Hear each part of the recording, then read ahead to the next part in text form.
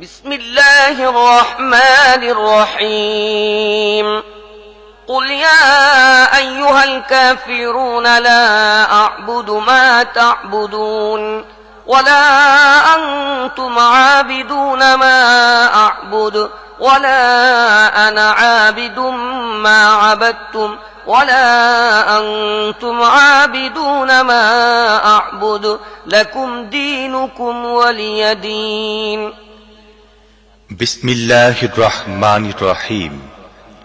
বলে দাও হে কাফেররা, আমি তাদের ইবাদত করি না যাদের ইবাদত তোমরা করো, আর না তোমরা তার ইবাদত করো যার ইবাদত আমি করি, আর না আমি তাদের ইবাদত করব যাদের ইবাদত তোমরা করে আসছো, আর না তোমরা তার ইবাদত করবে যার ইবাদত আমি করি।